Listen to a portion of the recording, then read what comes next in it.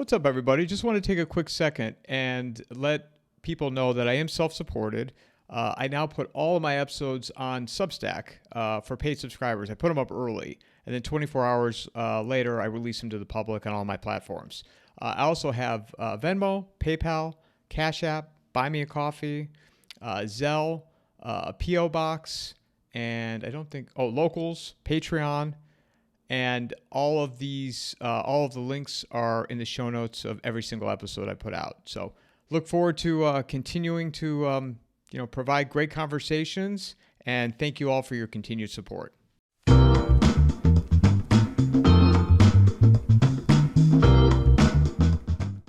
Doug, good to see you. We were talking just before we started recording about YouTube and Rumble and Substack and media, and I don't know. I think sometimes people use the excuse like they're getting throttled, but I'm starting to wonder even for myself, maybe my channel is getting something on YouTube and maybe X. But then also, there's other people that are much bigger than me that talk about quote unquote more controversial things. They got tons of views, so I don't know what to make of any of this stuff.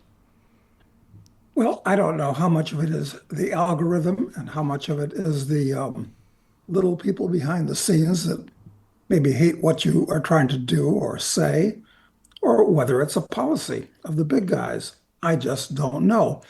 But always looking at the bright side, which I'm famous for, of course, it's that it's wonderful that the dispersed media, such as YouTube and X and God knows what, is basically putting a bullet through the head of the conventional mass media like ABC, CBS, NBC, those people who are really on their way out. So, yeah, look, we're on the cusp of a civil war right now in the US, uh, so that a lot of people hate each other and try to oppress the other side.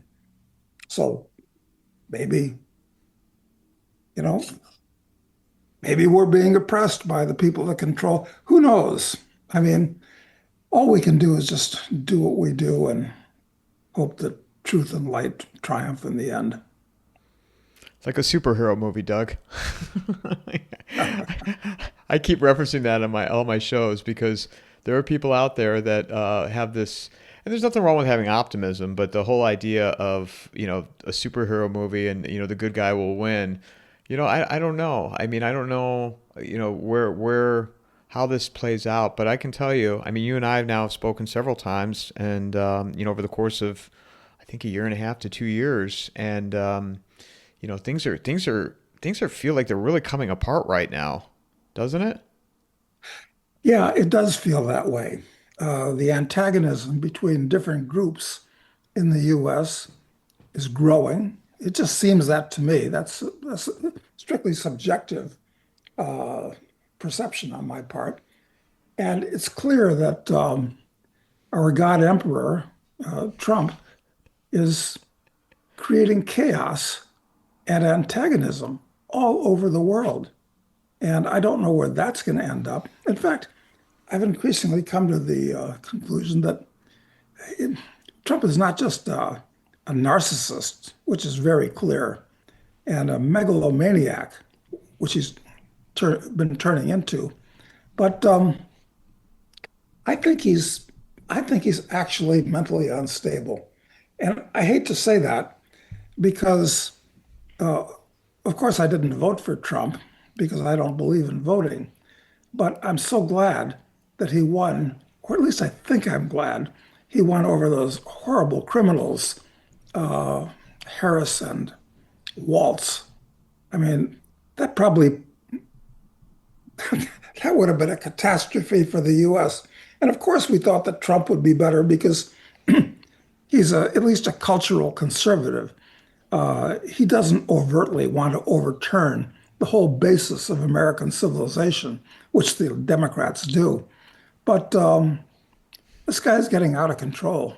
I mean, just the way he sends out tweets, even the way he writes his tweets, which are grammatically in Kuwait make me wonder what's going on in his brain.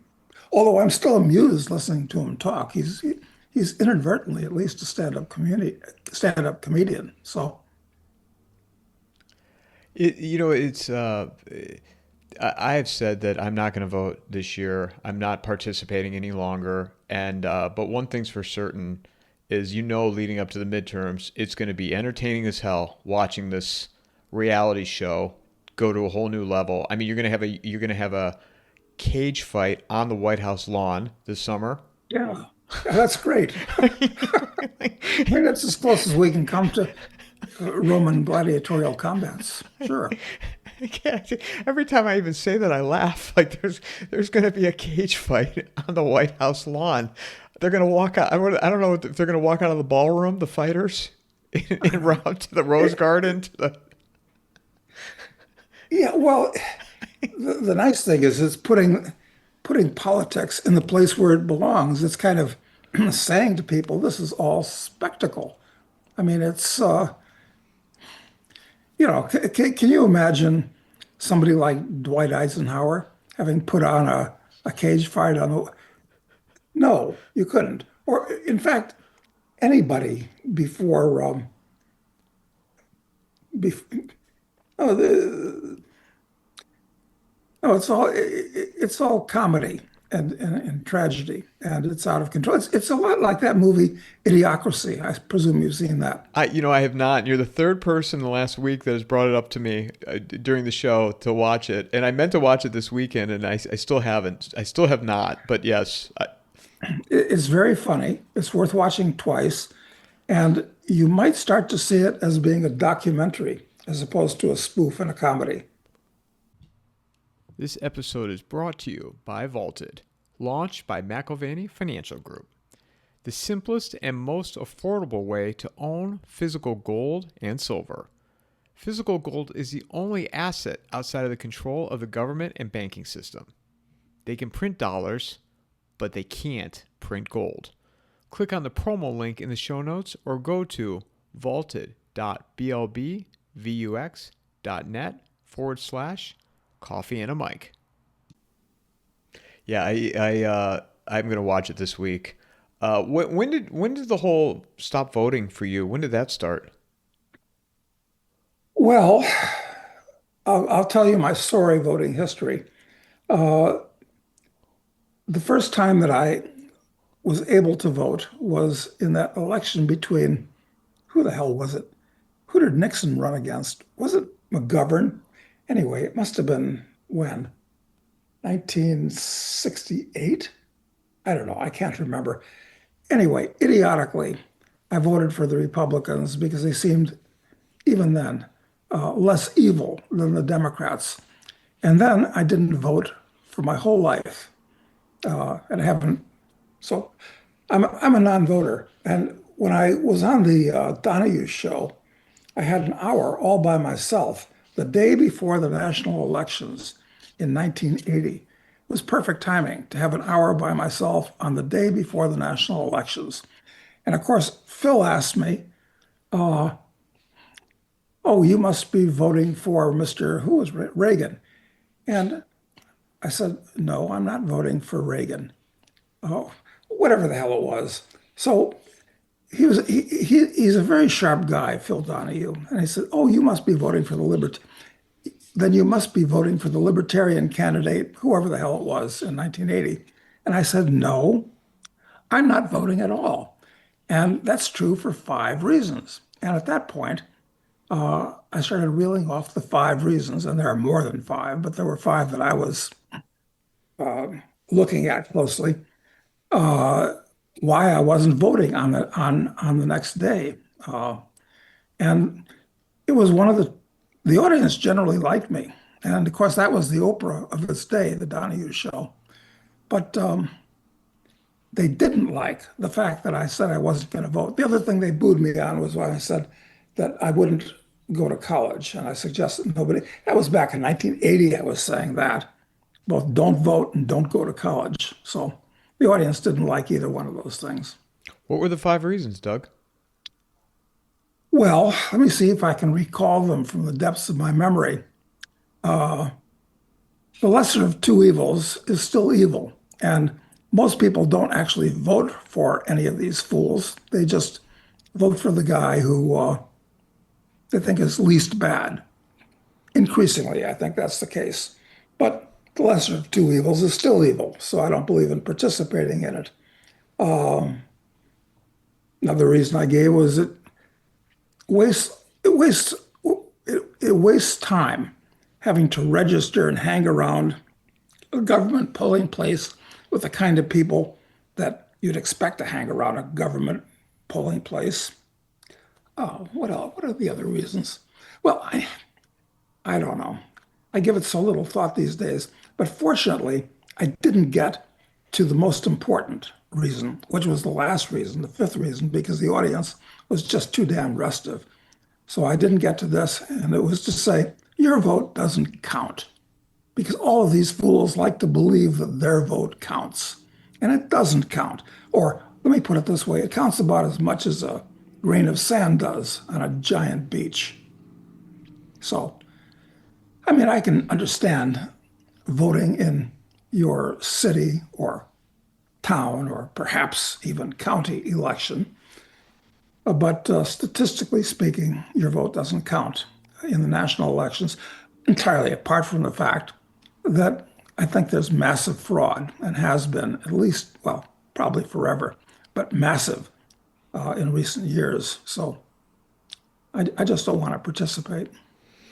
I sometimes wonder, like, and I have obviously have not been following all this as long as you have, but in my short time paying attention, 2020 was the first real exposure to an election that I was having conversations in regards to this, and to me it was apparent, especially in Arizona, the fraud, both on the federal level and then on the state level. But as you look at and you looked at 24. That's why I thought Kamala would get installed because nothing changed from the states, especially the key states that you know won it for Biden in 2020. Now I was wrong, but I also came to the conclusion, and I haven't been convinced otherwise, that big tech just didn't allow some of the fraud that was in 2020, and the people got what they wanted. They wanted Trump to get back in, but I wonder, even 2016, like, I mean, how long has all this been happening for, this manipulation and, fraud? I mean, was Trump, did he win in 16? I don't know. The first experience I had with fraud, I grew up in Chicago, and the election of 1960 between Nixon and Kennedy, it was well known that Chicago uh, defrauded Nixon out of those votes. And it was a very close election between those two people. And so that was widely acknowledged as a fraudulent outcome with JFK beating Nixon in 1960. So, look, I don't believe in democracy to start with. It's a false god. Uh, it's democracy is just mob rule dressed up in a coat and tie at best, and it doesn't prove anything except who's got the best PR machine to sell the product. As if the president was so. They never talk about serious philosophical issues, and basically uh, it's a question of who can give away the most benefits to special interest groups. No, I don't believe in democracy at all. In fact, if you do believe in rule of the people, then you really have to be like myself. I'm an anarcho-capitalist. I don't believe in the government at all. It serves no useful purpose. If you're going to have a government, and I can understand the argument for it, since government is coercion, it's force, and force should be limited in a civilized society. The government should do nothing but protect you from force. What does that mean? It means police to protect you from force within the country, a military to protect you from force outside the country, and a court system to adjudicate disputes without resorting to force. That's all the government should do. That's it. Nothing else. And I can go further. Perhaps those three functions are so important to a civilized society that the kind of people that inevitably go to work for government or are employed by government would be more accurate. Uh, the government shouldn't even do those three things, but that's a bridge too far to convince people of that. Anyway, I don't believe in voting. I don't believe in democracy. I watched. I haven't watched it in a while, but I'm a binge on YouTube sometimes, and I watched some old Phil Donahue because I mean I grew up watching him in the '80s, and Ayn Rand, a couple of her appearances, and she was talking about in one of her interviews. I think it was from late '70s. She might have died in 1980, but she had talked about something similar. She died in, I can tell you when she died. She died in, I think it was March of 1983, if I'm not mistaken. Did I you say ever, that because I met her just a few months before she died. what was that like? Well, I met her at a private party where I was invited because I had listed her books and said nice things about them and her in the back of my crisis investing book, which was a huge bestseller back in those days. So she was aware of that and invited me to the party. And she was charming and warm and likable. Uh, but I understand that she wasn't often charming, warm, or likable, even in a private setting. But she was to me at that time. Oddly enough, uh, after that party was over, I went out to dinner with about six or eight of her acolytes because she did have acolytes, people that followed her as if she was a religious figure, which she really was, frankly, a religious figure. And went out with her, with her acolytes, and a friend of mine, Jerome Smith, who was an investment advisor, who was kind of a big deal back in those days too. And we didn't get along well with her acolytes at all because all they wanted to do was repeat dogma that Rand had taught them. And we were looking to have a wide-ranging intellectual discussion. Didn't want to just, go over dogma, which is what they were. Anyway, that's right. I'm still a fan of Ayn Rand, incidentally. I think she was a genius and has done more good for the cause of freedom than, well, all but a few people. She opened my eyes in regards to. I mean, I encourage people that anybody who watches this conversation with Doug and I like to go to YouTube, Phil Donahue and Ayn Rand because they're fascinating. Like she talked about what you just said. Like taxes should be donation based.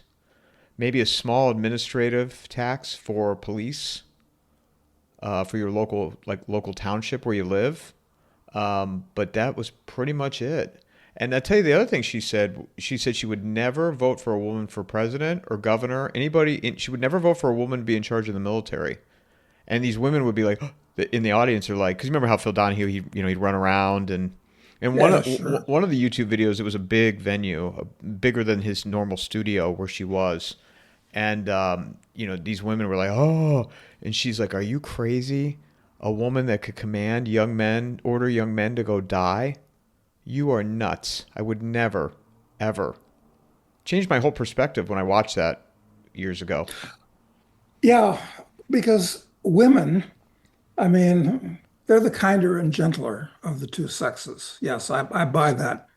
But the kind of women that get into politics tend to be more like Bond anti-villains. If you'll recall the people like Rosa Klebb and Irma Bunt out of the Bond novels, or for that matter, Angela Merkel, or or who's that, or Ursula von der Leyen. I call her Ursula, she-wolf of the EU. The kind of women, or Evita Peron, or the kind of women that are drawn into politics are are they're not normal women. So no, they shouldn't. In fact, listen, when the U.S. started, not only couldn't women vote, okay, and of course I don't believe in voting anyway, so I don't care about that, but only men who were property owners over 21 could vote. And now the trend is anybody and everybody can vote. And hey, let's reduce the voting age. We've already reduced it to 18. Let's reduce it to 16. Hey, why don't we reduce it to 12? Okay. Well, the Catholic Church says that you reach the age of reason at 6. So maybe we should reduce it to 6. I mean, it's crazy. The whole idea of voting and political parties is crazy. In the Federalist Papers, uh, who was it? J. Hamilton and who else wrote? Was it Madison? Wrote these things. And they were always talking about we don't want to see factions develop in the U.S. Well, those are called political parties today. So now the whole system is corrupt and degraded from what it should and could be and what it actually was, kind of. And it's at a point where even if the votes mattered, you're not voting your way out of this. No, no, you're not. No, you're not. No, no. The kind of look, because the kind of people that run for office and or are employed by the government, same thing.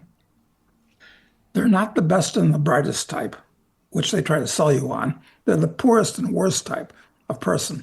They're the kind of people that like to control other people. I mean, this is horrible to install people like that to rule your lives. Well, Anyway, we're going downhill rapidly, uh, and the next step is going to be a dictatorship of some type in the U.S. is that what you see? I mean, Matt and I were talking about almost a year ago. I mean, we've talked since, but the authoritarian, the direction that the United States is heading to mirror a model similar to China, with this global monetary reset, and I mean, it's becoming more apparent a year later. That's where this is going. Oh, you're absolutely right. I mean, if you look at the United States, before World War One, the U.S. government was financed entirely by import duties and excise taxes, and it was about 3 or 4% of the GNP. That ran the whole U.S. government. And then, of course, World War One changed everything. So we've gone from the government controlling 3 or 4% of the U.S. economy to now, well, who knows what it is, 35, 45, 50% directly and indirectly. And no, the trend is still in motion, and the trend is accelerating under Trump because Trump is a classic fascist. I'm not saying fascist in the way that word is used today. Uh, it's been degraded and is misdefined. You know the word, did you know that the word fascism was coined by Benito Mussolini? No. Well, it was. He coined the word, and it comes from uh, in ancient Rome, the symbol of the Roman state was an axe bound by rods, which were called fasces, uh, because the strength of the state, the axe was made stronger by the fasces, the rods that were bound around it. So that was called fascism, and Mussolini accurately defined it as being a melding of the state with business, with corporations. And that's exactly what's going on today. Private property still exists, of course. Stock market still exists, of course.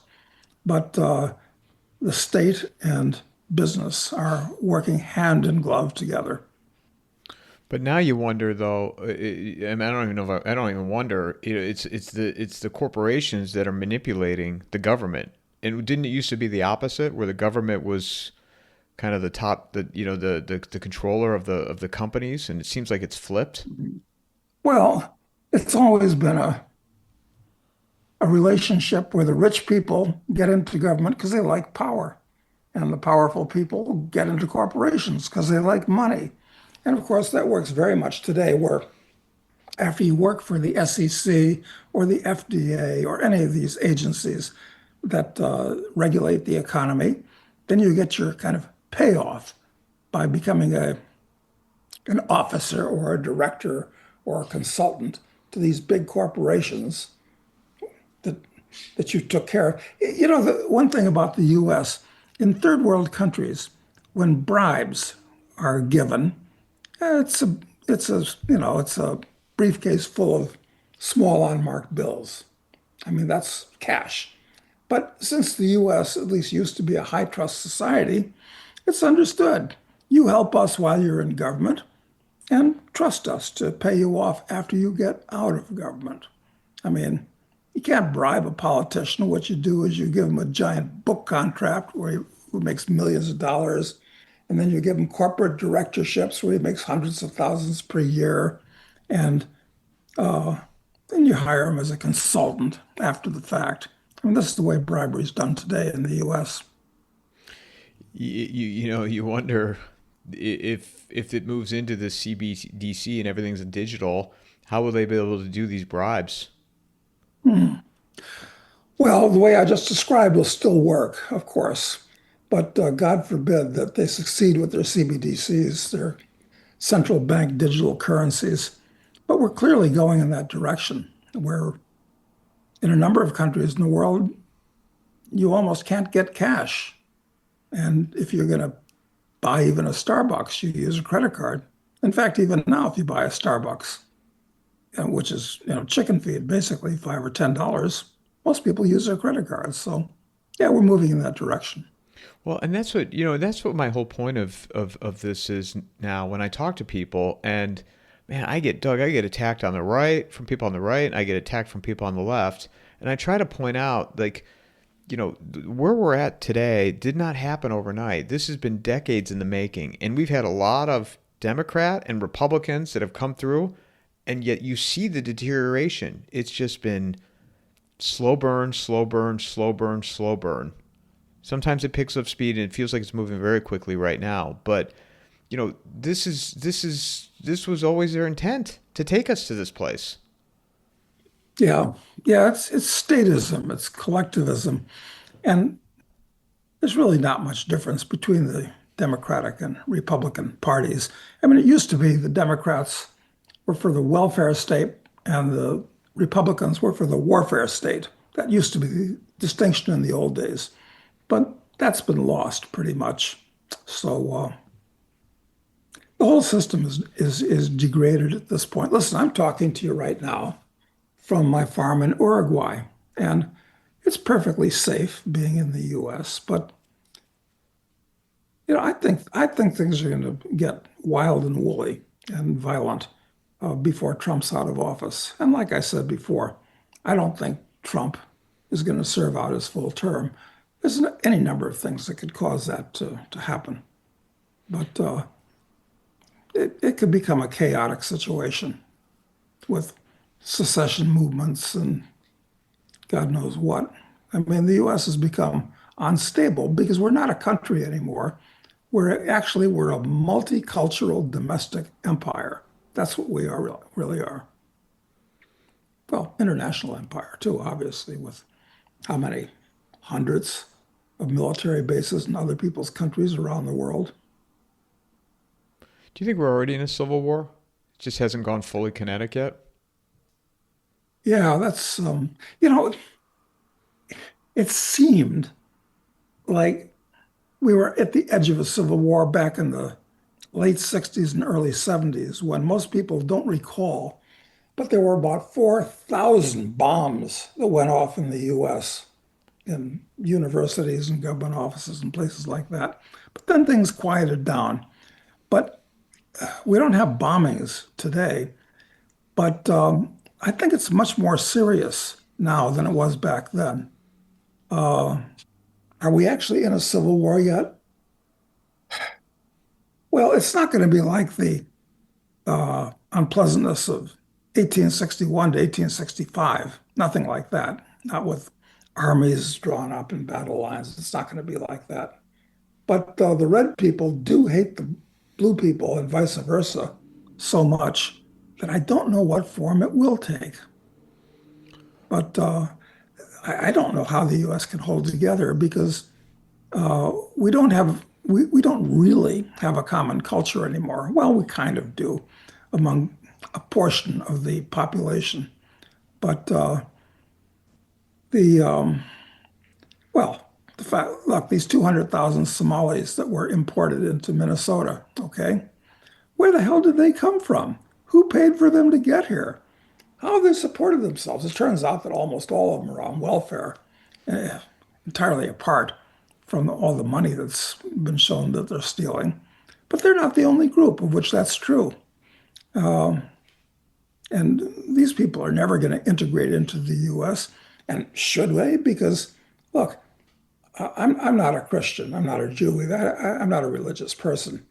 But the U.S. was always basically a Christian country with, different sects and that. But they're general things that Christians all kind of believe. The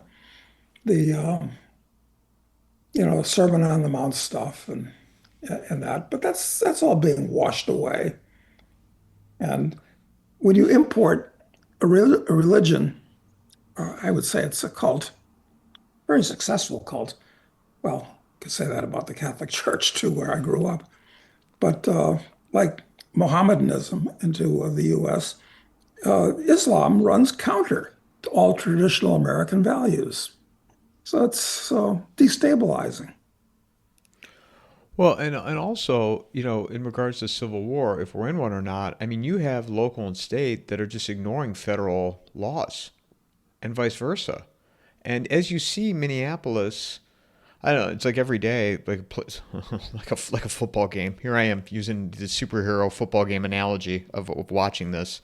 But, I thought through the weekend, I'm like, Trump could pull the Insurrection Act.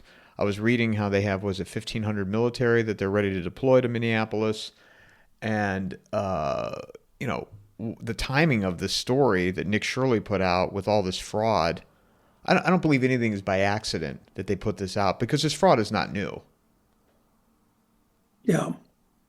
Well, And then he had, before you answer that, Doug, he had his counterpart that helped him on the documentary, this guy named Bob. No last name, just Bob.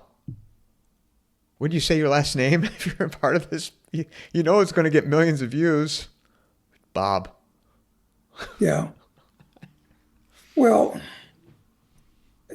deploying the U.S. military within the U.S., it's not the first time it would have happened, but it's kind of like further drawing the battle lines between the blue people and the red people. So actually, it's between the cultural conservatives and the people who want to overthrow the traditions of America.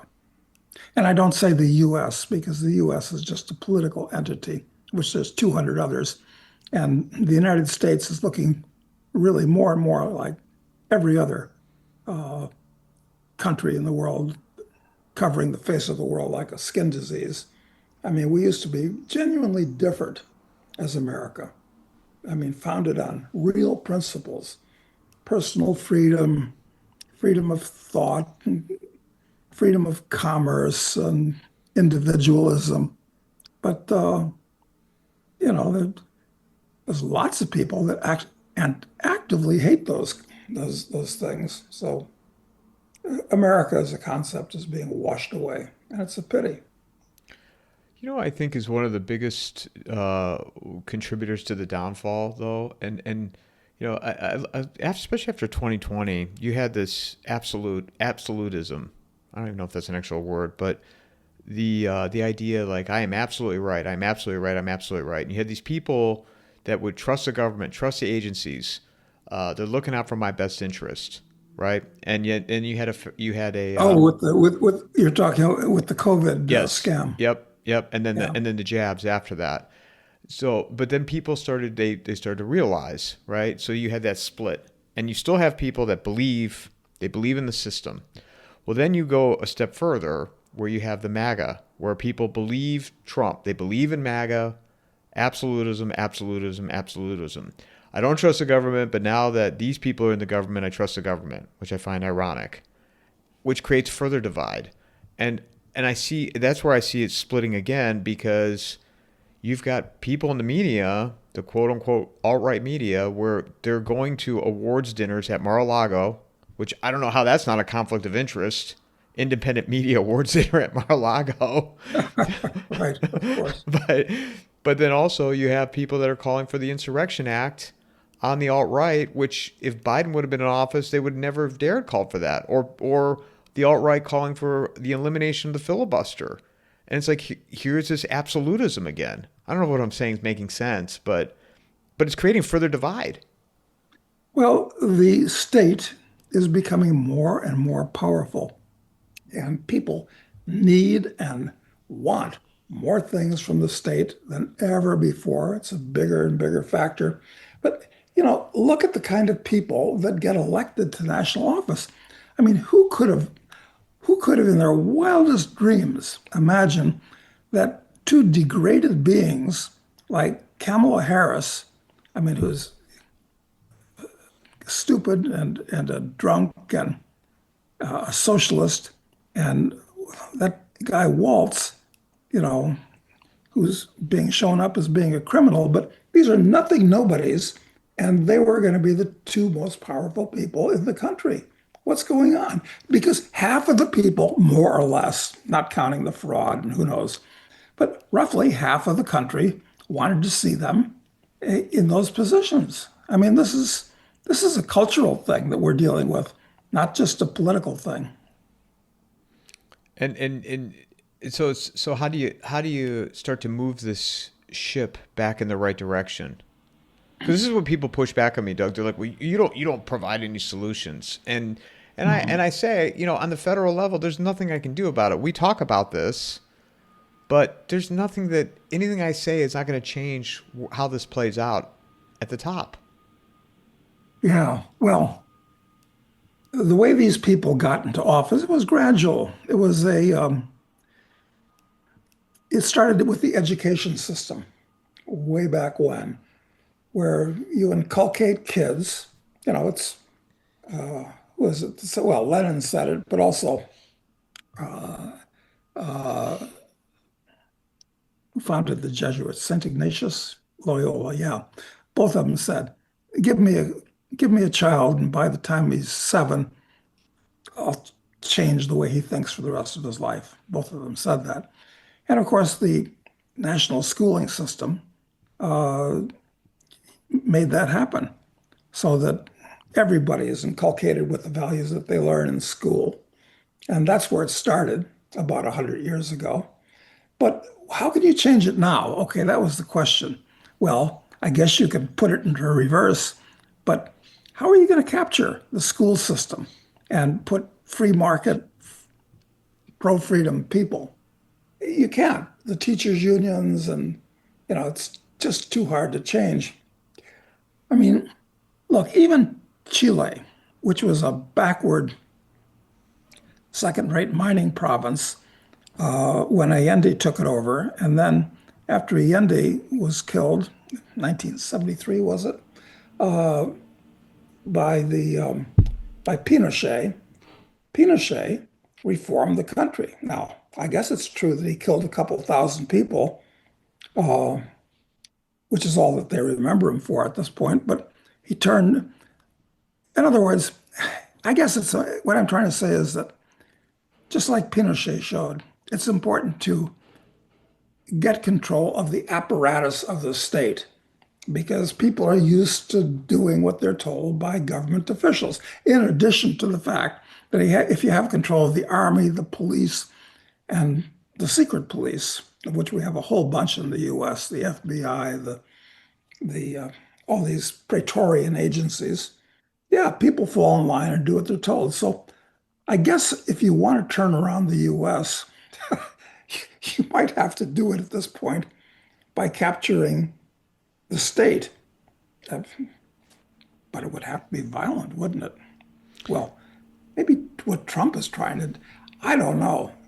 I mean, it's not going to be easy. So what's the solution? The people ask. Well, look, I believe in the French phrase "sauve qui peut," which means save yourself, or let he who can save himself. So charity begins at home.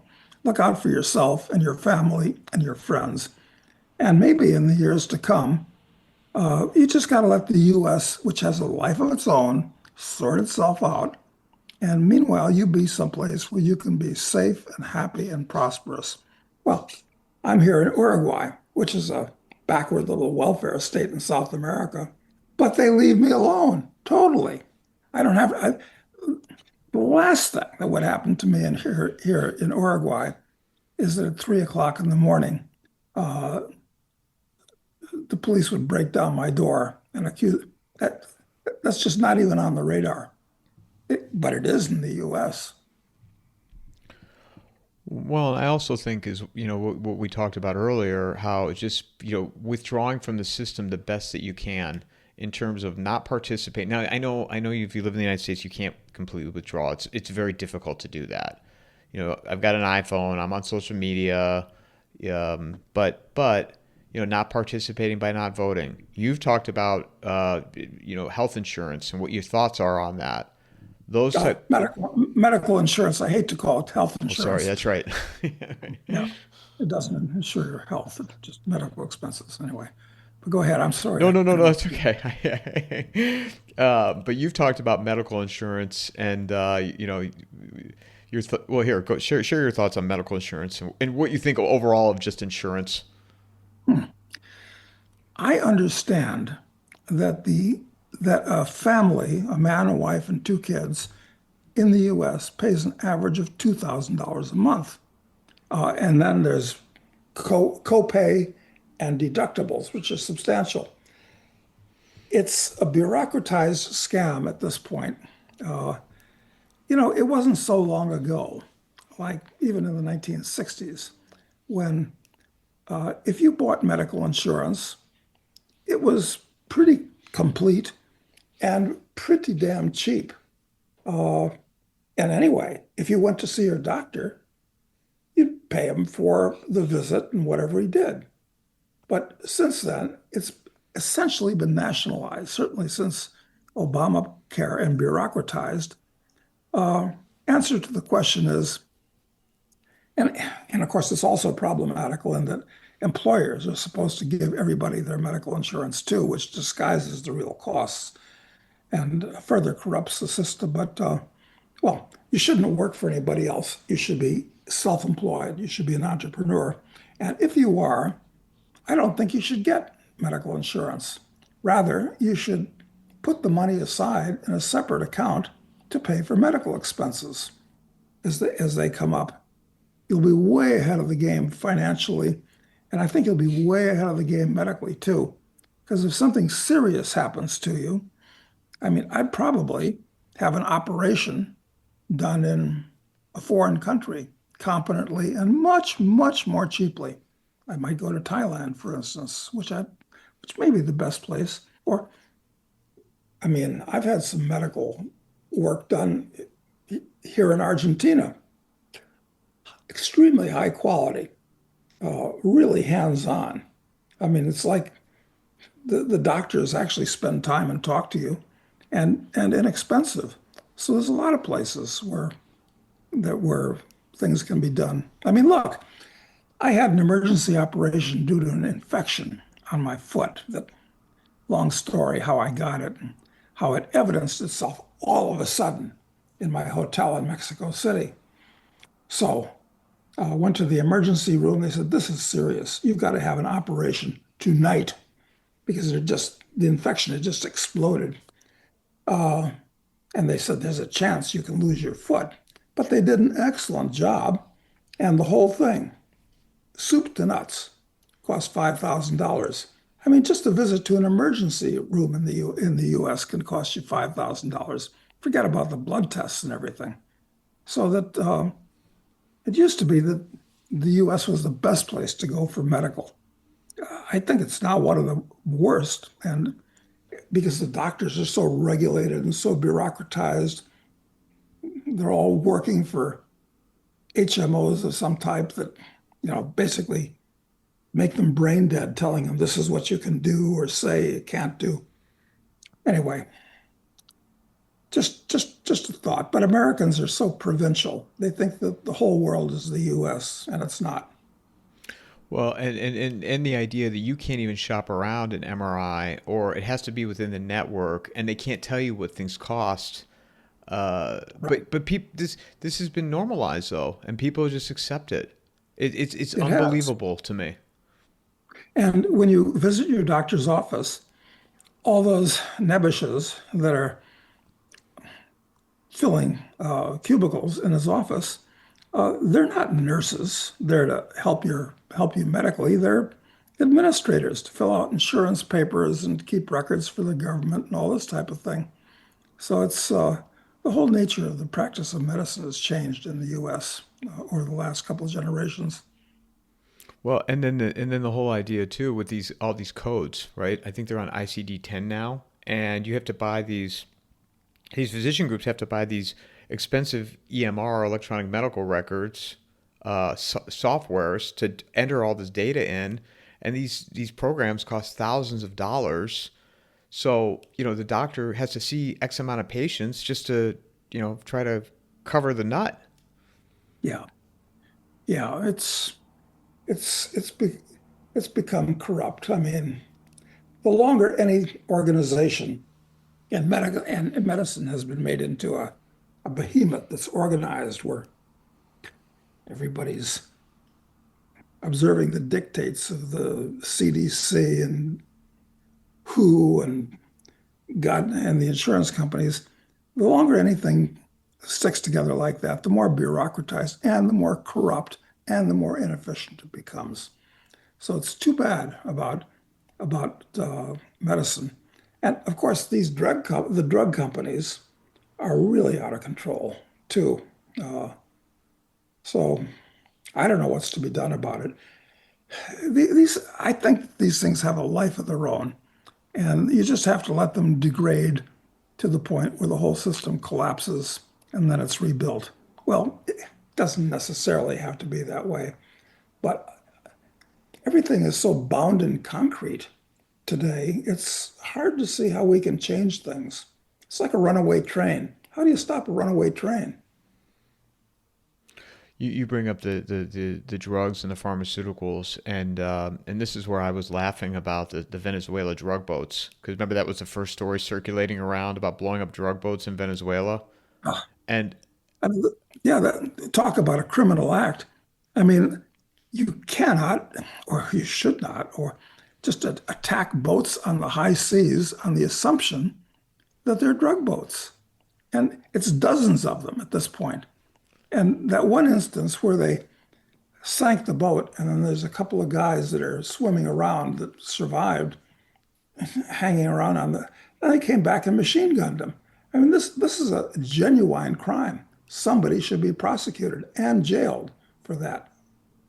but the drug boats to me, that whole story, I was like, real, if the United States wanted to focus on drugs, what about the pharmaceutical companies? What about all these Sure, kids that are on antidepressants? much more. These are much more antidepressants are much more dangerous than anything illegal that's recreational. I mean, they turn people into zombies, and all of the school shootings, I think all of them, with very few exceptions, were by kids that were on or had just gotten off of these Zoloft, Paxil. Uh, there's 100. There's over 100 of these things that just turn you into a zombie. So yeah, it's very dangerous. What's going on? Anyway, look, if drugs were legal, where you could, as you could before the Harrison Act, which was passed in I think 1913, something like that, you could go down to your local pharmacy and buy cocaine or heroin just the way you could buy anything else at your local pharmacy.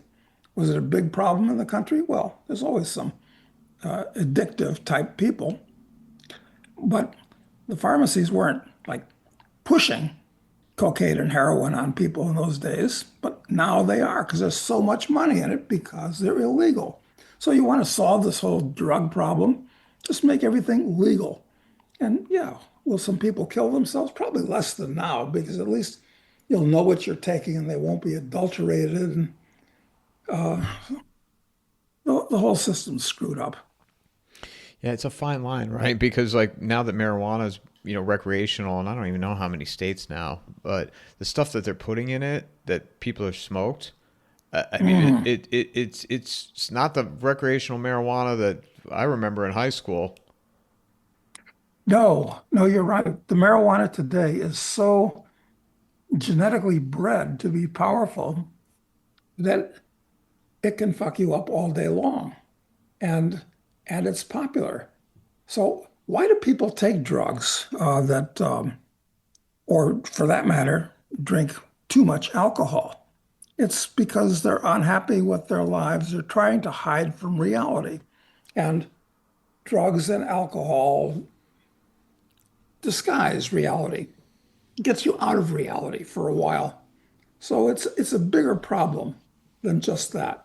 And yeah, everything should be legal, but at the same time, like marijuana, especially for young people, it's a real problem. What you should do, I think, since I believe charity begins at home, is look, you shouldn't do these things. I mean, I personally don't don't do drugs. I want to see them all legal, easily available, legal, but I don't do them because they cloud your mind. They screw you up. Uh, and hey, people say, oh, wait, well, what if somebody kills himself? Hey, I'm sorry, but you control your own life. So if you kill yourself, I mean, that's on you. I mean, it's not my business to keep you alive. If you're so unhappy with life that you have to bury yourself in drugs or alcohol. I had somebody push back on me because I was talking about Europe, and I said, "What do I care about Europe? Like, why? What they did? What they did to themselves. I had nothing to do with that. So why should I feel bad that they allowed all these invaders into their countries and changed the whole fabric of the continent?" And somebody called me a racist for that, Doug. I was like, I don't give a shit. And you know what? Neither do you. So stop acting No, like you no. care. Not you personally, but I mean this person that was calling me out because I knew this person. I know this person. Yeah, this is kind of like the universal go-to to call somebody a racist for anything that's wrong. You're anti-crime, therefore you're a racist. You're anti anything with drugs, you're a racist, you're a racist, or maybe you're a sexist. And there must be another go-to pejorative term that these people like to use. There's a new term. But Oh, go but ahead. but talk about Europe. You talk about Europe. Europe is totally screwed. I mean, they're really on the slippery slope. The there's a new term. I didn't save it. I thought about it while we are talking that they're referring to women. Not Karens, but it's another word that's circulating around, and these women are getting really mad when they get called it. Hose, What is it? hoe. No, no, no. It's like urban. I'll see if I can. If I as we're talking, I'll see if I can look it up. But I just saw it on Zero Hedge yesterday, and but they're getting inflamed when they get referred to as that. But yeah, There is something wrong with young women today, frankly. I mean, they have been corrupted, but in a different way than young men have been corrupted. Both sexes have been corrupted. Uh, Young people. I mean, it's really rather shocking. I should put a commercial in here for the book that Matt and I wrote, The Preparation, which talks about what young men should do. I found the term, Doug. It's called awful. Awful. They're called awfuls. Yeah, AWFUL stands for affluent white female urban liberal. Ah, that would be pretty accurate, I guess. Yes, and they are awful. Absolutely. If I was a young man in the dating pool, which I'm not, obviously, uh, I, it must be very, very hard to find somebody that you'd want to go out with. They've all been programmed to be super double liberals. Well, and I think Neil Howe and I were talking about this last week, and and I think we mostly agreed, but there was some disagreement because he was saying that young girls are having a hard time finding good quality men, and I mean maybe I'm wrong, but these young girls, they get their dopamine from social media and OnlyFans, and they get all their attention from it, and not that guys don't too, but it feels like guys don't rely on that as much. And I meet young guys, my little small world that I come across them and I talk to them. I mean, I've come across a couple over the last month that they're not going to college, or, they have these I hate the word passion project, but they're, these projects that they're working on. And like one guy, he wants to be a mechanical engineer and he wants to design engines for cars. And he works all his spare time in his dad's garage, just working cars, fixing them. I Well, don't. that's great because as you know, I don't approve of going to college today unless you want to learn a STEM subject, which requires lab work and formal discipline. But college is a gigantic misallocation of time and money today. But so many young men, it seems, I read in the papers, stay at home after they get out of high school or get out of college. They're not qualified to do anything by virtue of their schooling. And I don't know what the young women do. Of course, in most professions now, women dominate in law and lots of other areas. Law and medicine in particular, women outnumber the men. So, and women are starting to earn more money than men do. And I think it makes for an unstable relationship, just genetically speaking, when the woman is the breadwinner. And I don't know what you do about that. Well, and the whole I boss guess, babe, the whole like the boss babe. I don't need a man. I'm married to my career, because these companies would they draw you in to yeah, have you love your job and want to get promoted, and then you realize you don't see I don't see this. I didn't see this in my early 30s, but now I'll be 48 in a few months, and you see women that are coming into 40 that are not married and don't have kids, and I think a lot of them have that regret.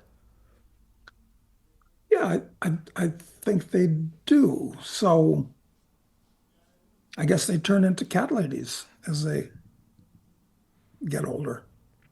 Yeah, they do have a lot of Become animals. happy. And perhaps they want to take the state as their husband at that point.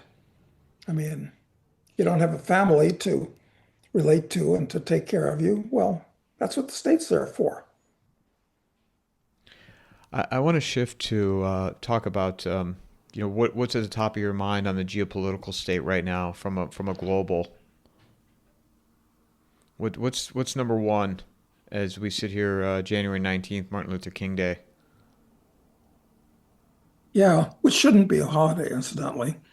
And I think most blacks don't even respect Martin Luther King anymore.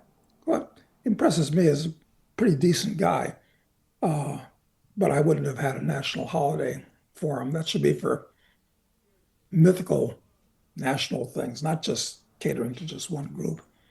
But then we have Juneteenth. Anyway, Martin Luther King Day. Uh, sorry, started thinking about that. Oh, big world problems.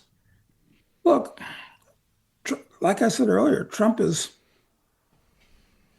a megalomaniac who's getting out of control, wanting to take Greenland, which is completely unnecessary, uh, but causing a lot of trouble for no reason. Do you know that Greenland costs the Danish taxpayers about $1 billion a year? That's a lot of money for a small country like Denmark. That's what it costs them to subsidize Greenland. Now, of course, $1 billion is a trivial rounding error to the US government, but it's just another liability that we're taking on. And what else does he want to do? He wants to, what else? Oh, he wants to run Venezuela after kidnapping its president. But of course, we did that with Noriega in Panama a few decades ago. So this is nothing new for the U.S. Uh, I think Trump wants to be the new Julius Caesar. He wants to be the most important man in world history. He's a megalomaniac and he's dangerous.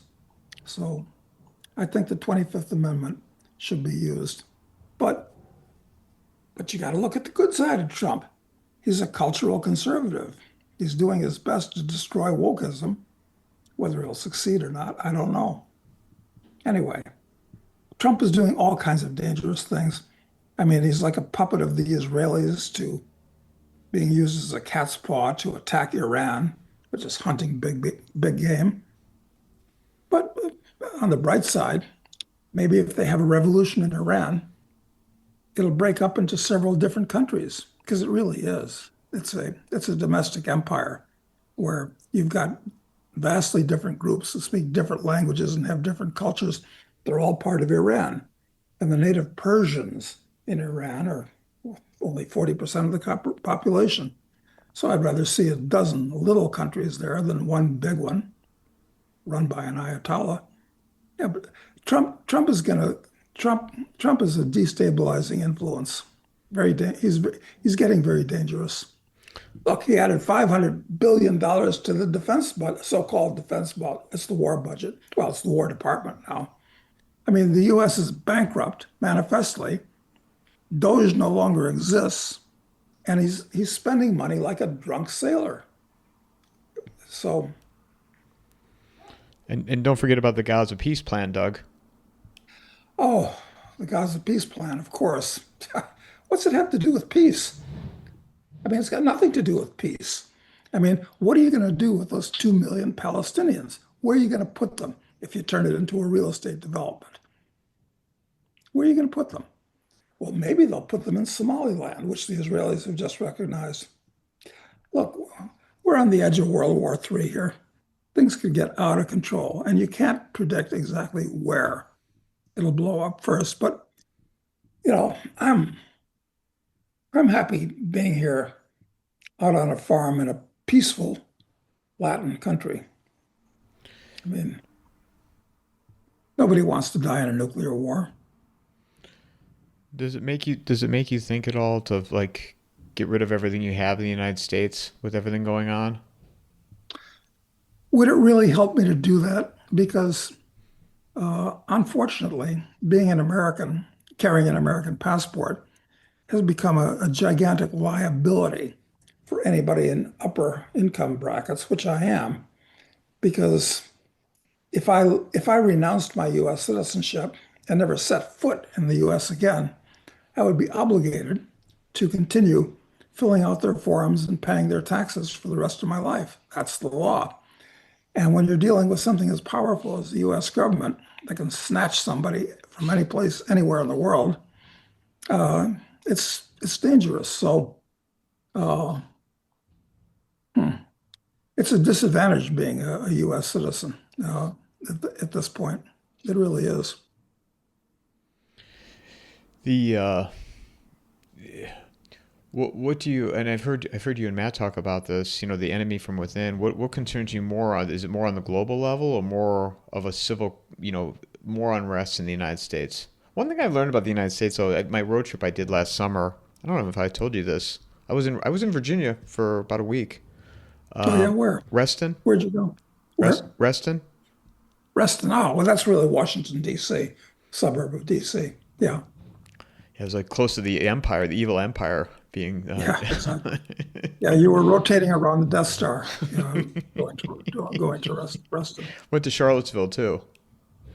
Oh, well, that's a somewhat different kettle of fish. The University of Virginia is there. And then I was in West Jefferson and Asheville, North Carolina. That was part of my Okay, trip. so you're moving a little bit more towards the real America, whatever's left of it. And then I went upstate to, I was in with my friend Dave Collum up in the Adirondacks outside of Lake Placid. And then I visited Jim Kunstler outside of Saratoga. Now there is a guy who's a barrel of monkeys. I really like Kessler. He's the best. Yeah, he is. He took me down to Saratoga and just showing me architecture, just pointing out, the designs of houses, and it was so funny. I wish I would have recorded it because he was like, "See that house right there? It was a little house, and I thought it looked fine." And he goes, "That's an ugly fucking house." Yeah. Well, it's funny where I live in Virginia during the northern summer, because most of the year I spend here either in Argentina or Uruguay. But during the northern summer, I go back to the U.S. I used to live in Aspen, Colorado for many years, but then I sold the ranch because Aspen's changed over time a great deal, but it's no longer a place that interests me for lots of reasons. And so I live in Virginia on the Chesapeake at this point, and the place where I live, there's lots of tiny abandoned houses. In fact, when people come and visit me and we go for a drive, I point out tiny houses, like 500 square foot houses that are off the road and abandoned houses that are abandoned and falling apart. So, yeah, Kunstler, I don't know if they have tiny houses and abandoned houses where he is in New York. We sure have them where I am in Virginia. The other thing we have where I am in Virginia is a church. I'd say about every half mile along the highways. Church, church, church. So I'm not a church going guy, but I like that because that means, hey, this is kind of a stable place. Not very economically prosperous, but stable. People that are church going at least have some kind of values, some kind of traditions, something to believe in. Well, and also too, in doing that drive, do all that driving, it showed me, I didn't real, you don't realize until you're out there, like this, the United States is so big, it'd be hard to lock it down in any type of martial law military style. It's too big. Maybe. But then again, look at how people reacted to the COVID hysteria. They were all wearing masks and scolding people that weren't wearing masks. And some people are still wearing masks today. They're really stupid people.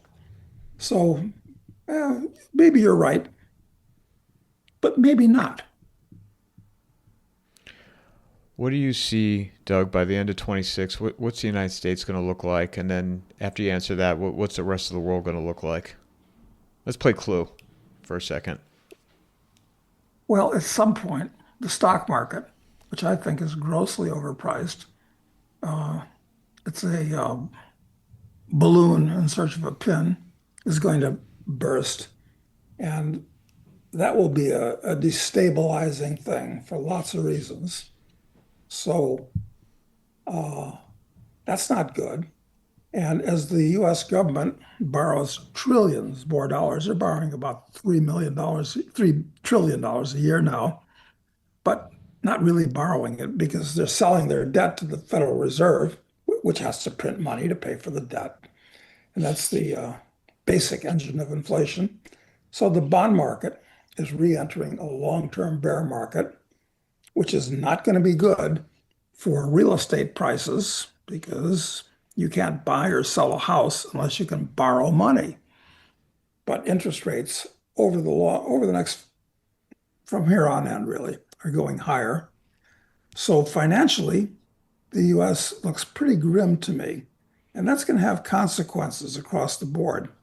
So, and at the same time, corporations, which seem to be doing fine, incidentally, uh, because I was on a Zoom call put on by a group called Wolf Securities, and they rounded up like 20 top executives from different industries, different parts of the country, everything, you know, car sales, home, all kinds of any industry, you name it.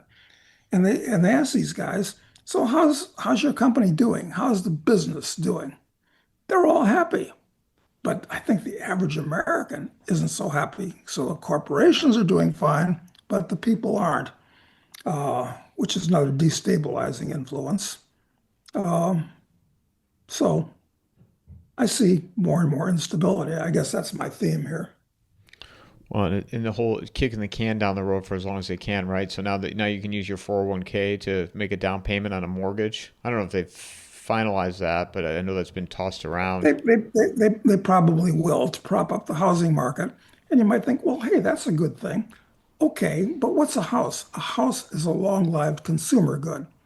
It's like it's like a car, but a car that lasts more than 5 or 6 or 7 years. It lasts like 20 or 30 or 50 years. So what you're doing is and people assume that their houses are going to go up in value. Well, no, you shouldn't make that assumption. They can collapse totally. So, 'cause I don't know where the next generations are going to get the money to buy houses as expensive as they are today. So I'm not sure that's a good idea. People are basically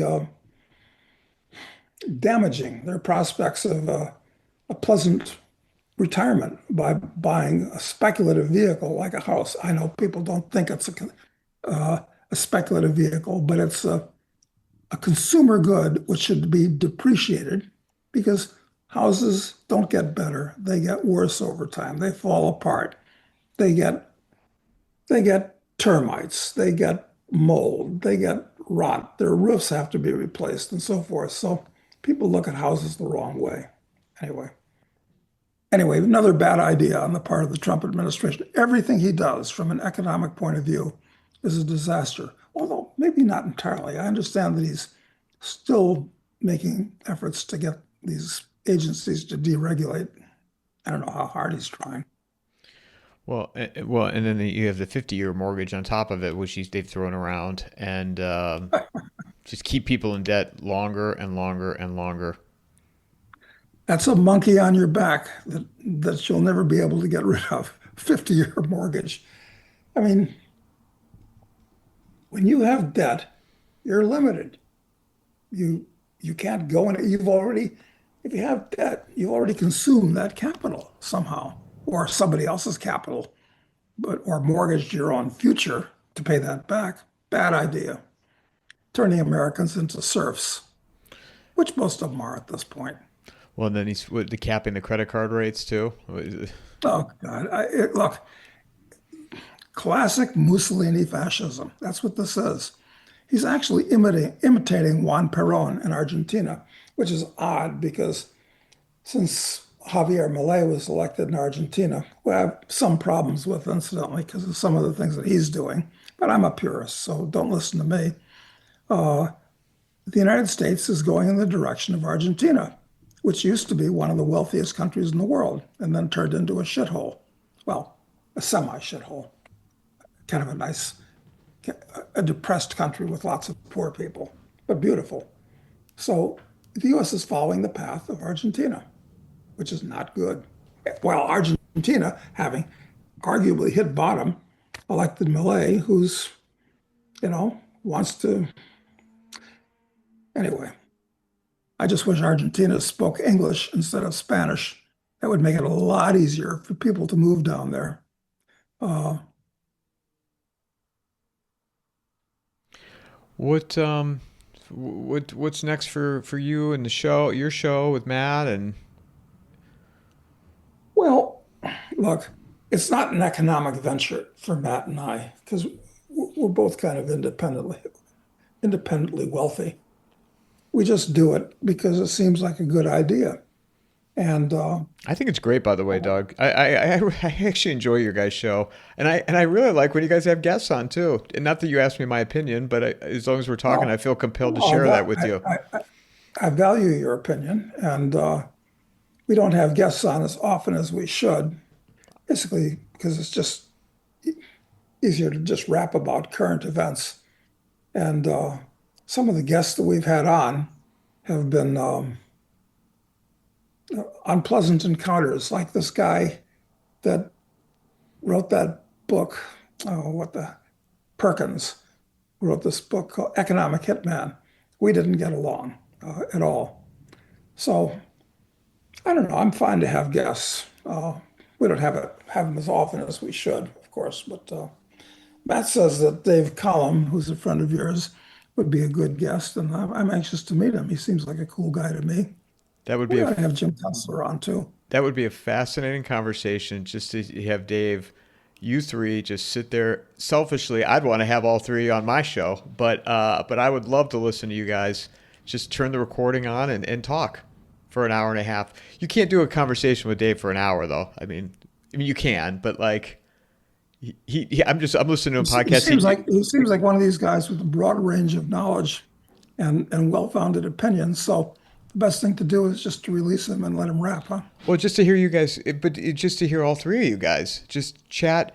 I had somebody write a comment a few years ago on my about feedback to me, and I think it was a compliment. I took it as a compliment, and somebody said I feel like when I'm listening to when I talk to somebody, it's like sitting in a coffee house, and the table next to them just eavesdropping on the conversation, and that's the way I look at it when I do these things, and to me, hearing you, Matt, and Dave just sit down and chat, whatever's going on in the world that day, I think it'd be great. I think it'd be a fascinating listen to hear it. Well, I get the impression that none of us would disagree with each other, so we'd just be like reinforcing each other. I don't know if that would be as interesting as it should be, as opposed to disagreeing or discussing pros and cons. Yeah. I mean, there might be. I mean, maybe there'd be some disagreements, but just to hear you guys to chat for a while, I think it'd be really cool, and I think people will get a kick out of it. Well, I've got to get to know Colin because he seems like a really good guy. Yeah. I got a chance to spend some time with him this summer. He was part of my road trip. I stayed with him up at his cabin, and he's a great guy. And took some heat after his Tucker interview. I don't know if you saw any of that. No, I didn't actually. I didn't see his Tucker interview. It's fantastic. It's on YouTube. Uh, Yeah, I listen to Tucker occasionally. The last Tucker interview I listened to was the one with oh, who's the nationalist, the young guy. oh, Fuentes. Fuentes. Yeah, exactly. Yeah, I don't know what to make of Fuentes. Well, in some ways I do, and in some ways I don't. Look, it's like most of the people in the world that are not anarcho-capitalists. Uh, it's that Fuentes says some things that are reasonable, rational, impress me as good things, and a lot of things that they're just bonkers crazy. So take your choice. But he's quite fluent and quite eloquent, and I can see there's a lot of lost boys out there that he gives them something to believe in. And he's a provocateur. He knows he knows certain things he says is going to trigger people, and he knows what he's doing when he says that. And Yeah, sure. he is so talented on the mic. I mean, I give credit where credit's due. That kid, I don't want to say kid, that guy is talented on the microphone. Yeah, he is. He is talented. There's no question about it. I'm trying to figure what does he actually believe in? What doesn't he believe in? He's kind of a religious guy, isn't he? Claims to be. Claims to be that And he's he's religious and he wants to settle down with a family, and the idea is to get married with kids, but he also says he hates women. So then there's people that have called him into question of whether he's gay or not. Yeah, because he claims to be an incel, doesn't he? What's an incel mean? An incel. This is a movement among young men where they don't date or have intercourse with women. I don't know about. In other words, he's a 27-year-old virgin Wait, I think he by claims choice. that. I don't know that I believe that, but I think he claims that he's a virgin.